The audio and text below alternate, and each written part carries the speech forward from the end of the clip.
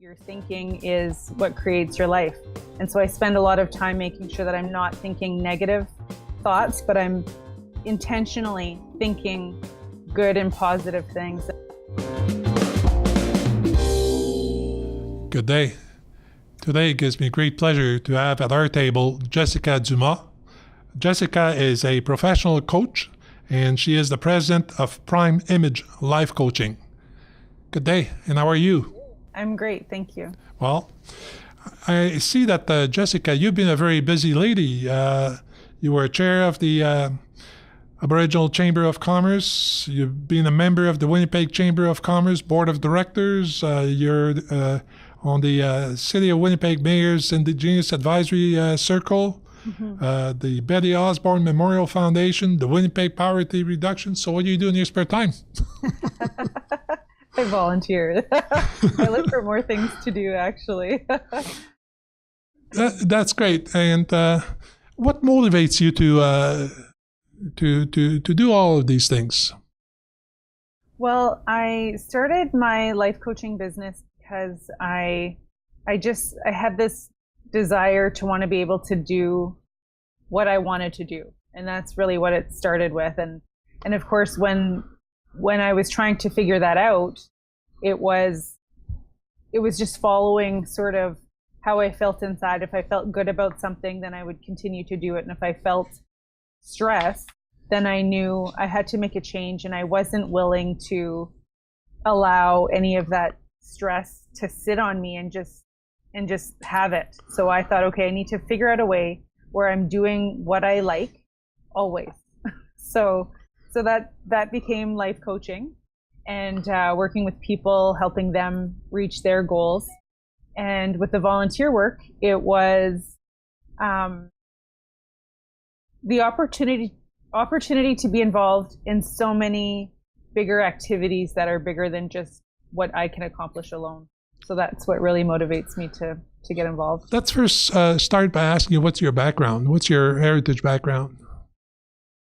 I am a Ojibwe from Kisikunin First Nation in Manitoba. And as a young girl, what was your dream?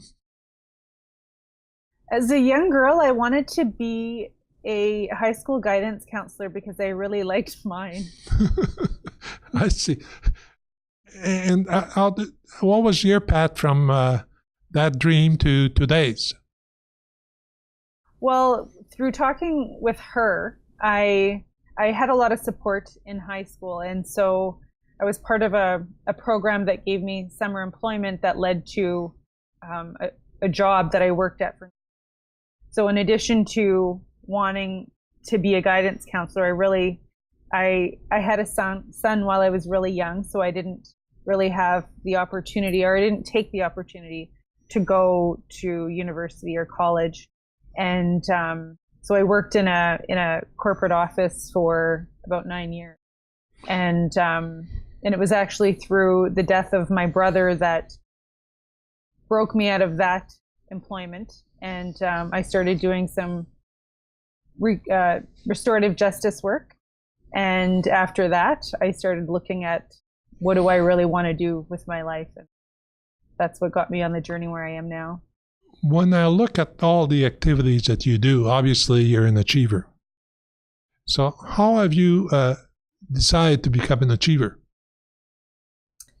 I remember when I was younger hearing the word mediocre, and I just thought, that's not the way that I want to describe my life.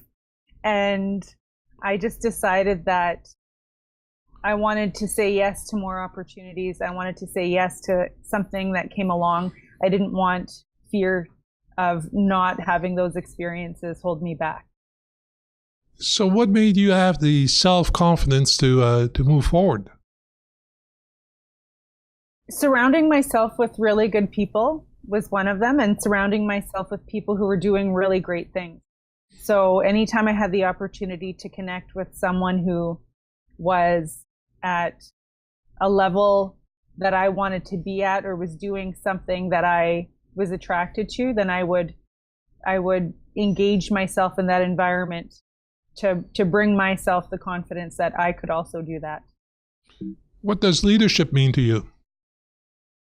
Leadership means to me that it's not about it's about working together with it and motivating the team. That's really what leadership means to me. In all these activities, the Chamber of Commerce, the City of Winnipeg Mayor's Committee, and all these various activities, what's the common thread between all of those agencies or groups that you're helping out? The common thread is really speaking on behalf of Indigenous people. There's so many situations where Indigenous people haven't had the opportunity to sit at the table and speak from the heart of the community. And that's what I try to do whenever possible. As a life coach, how do you apply those lessons, I suppose, that you've learned into coaching other people? I've always been very conscious of the stages that I go through all the changes in my life, whether that's losing a family member or a big change in life, like losing, being divorced, getting divorced and being a single parent, and also starting my own business. So I've always been very conscious of those stages that you go through so that when I talk to someone who's also going through those stages, that I can remember what it was like to be in that situation and try to relate my experience to them and encourage them step by step through the steps that I took to make those changes and not let them hold me back. In the type of activities that you do, you hear of some pretty tough stories, I'm sure. How do you keep positive and while helping people? I have my own practices, and that's what I encourage everybody to do. So I do some journaling, meditation, and I am really, really strong in believing that your thinking is what creates your life.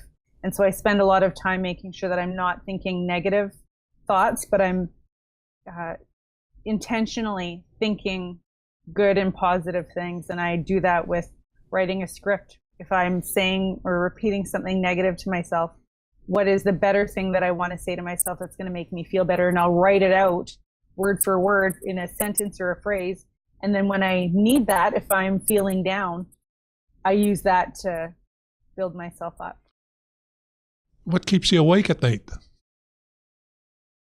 Opportunities, the excitement to just make an idea happen, to just think about something that could be really fun, something that could really help someone. Like I really love being able to empower youth, help them with identifying what their skills are so that they can make a great resume and go and find themselves meaningful employment. So it's really just ideas.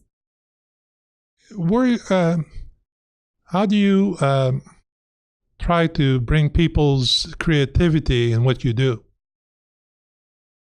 As a life coach, I'm not bringing answers to anyone. So what I try to do is give them enough opportunity to share what it is that they're thinking or feeling, and then I'll ask questions to them so that they come to their own conclusion.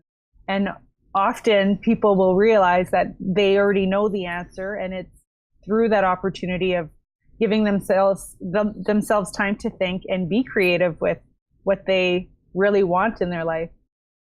So as a business person, how do you deal with ambiguity? How do you mean?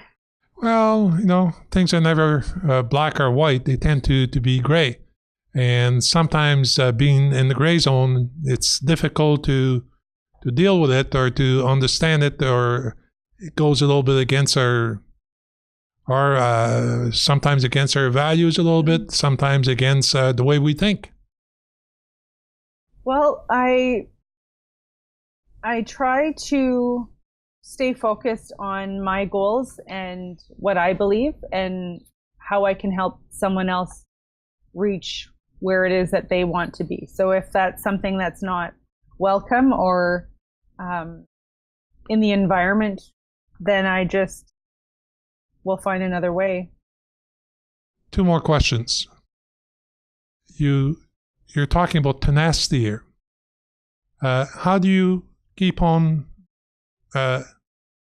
being on top of things and ensuring that that tenacity works for you? I don't let the outside realm of, the issues of the world, I don't let that make decisions for me. I make my decisions from within. And if there's something that's not working for me or not working in what it is that I'm trying to accomplish, then I come back. I come back to myself and build my strength again and reach for the goal. Could you name one woman that you, from the present or the past, that you truly admire?